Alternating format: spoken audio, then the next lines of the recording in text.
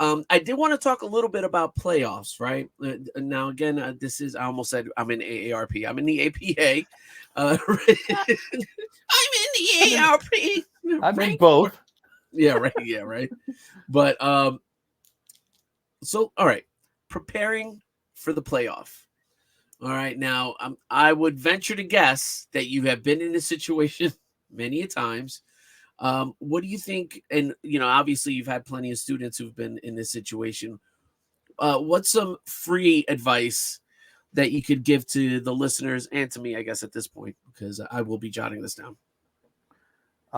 Well, playoffs, any tournament. Now it's been 15, 17 years or something since I played in APA, but um, any tournaments or anything like this, playoffs, one of the problems is you don't have control of what your teammates are doing. So you could do the right thing, but everybody else could be doing the wrong thing.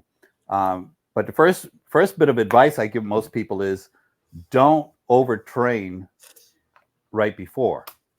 Guys tell me, "Oh yeah, I was, my playoff was on Sunday.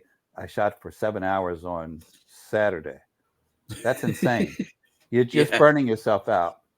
yeah, Um, Physically and mentally. People forget how physical pool is and how mentally draining it is. This about the mental side, you're doing a puzzle. Unless you play on a super low level where you're just trying to put balls in the pocket. If you're right. playing any kind of strategy or position, you're doing a puzzle all the time where you're trying to figure this out. That's mentally draining. People don't realize it. And physically, you're on your feet for 4 or 5 hours, messing around on the table. Right. Just I think I mentioned it a couple of weeks ago. You're walking at an average of maybe 2 miles an hour. You're covering some distance, and you go into the next day exhausted. Yeah.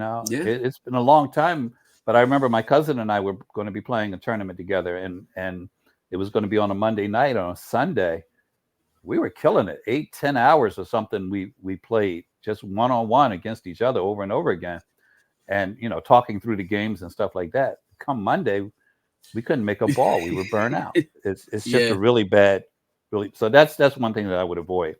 When you do Okay. practice, you do what I call game situation practice. Okay. Step away from your drills for a minute.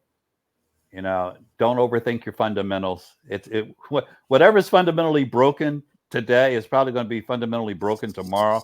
You're not going to you're not going to Right. change. So you got to Right. get yourself away from thinking about, oh, is my stance right? Is my elbow right? No, now you are what you are. Um, so the day before, I recommend playing against yourself, or if you have a partner that you're training with, playing against, but playing the game that you're going to be playing as opposed to doing the drills, so that you get the Right. safeties in and you get all of that in there. So that's the only real advice I could give you. Okay. All right. So it's funny you said that because I have been in this mode now, where yeah, it's like okay, I'll consider my Wednesday is the Wednesday that just passed my league game is my practice for this Saturday, like my main practice. I'll still shoot Hmm. around and warm up and obviously and all that stuff, but um, I found that that's actually helped with my league games. Is yeah, the day before the day, don't go hard because I figures okay if I get maybe I can develop some muscle memory. So tomorrow, my angles will be spot on. No, it doesn't work that way. It Yeah, doesn't tends not to work that way anyway. yeah, and some people are going to be different. Some guys right now are sitting thinking, "Oh no, I got to practice 8 hours a day before I play." Okay, if that works for you, I'm just telling Yeah, you. absolutely. Yeah, in general, it doesn't work, and I tend to take pool and compare it to other sports, and I think one of the things, if I can say so myself, that makes me a good coach is that I've played just about every other sport, right? At least the top three, so I can Right. compare what I do as a pool player to what I did playing football or boxing or basketball or whatever the case. And the day before a match, the day before a game in football, you're not you're not in full pads hitting the hell out of each other. Scrimmaging. Right? Exactly. Right. Exactly. Yeah, Hopefully you're on a flight or in a hotel room. Maybe you do some walkthroughs, but you're not beating the hell out of each other. Why would you do it in pool? And and look at how many sports where just having back-to-back games is a liability.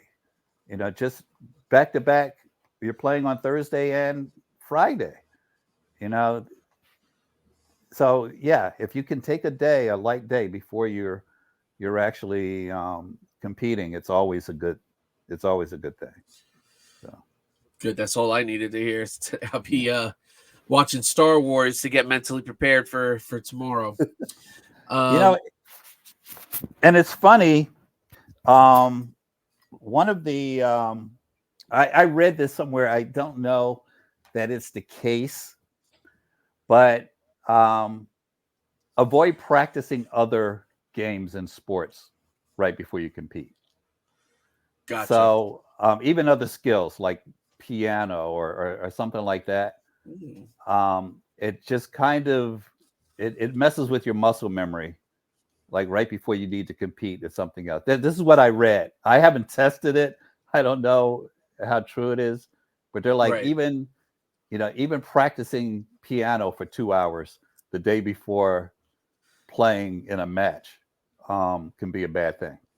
So it's taking your mind away from pool, I guess. So I guess maybe there's and that. It does affect your muscle memory.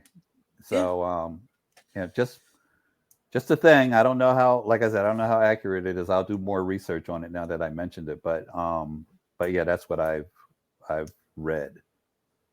Okay. Yeah, I mean, don't tickle the ivories, tickle the shaft. But I guess there's a better way to say that. Actually, I'll think of that later.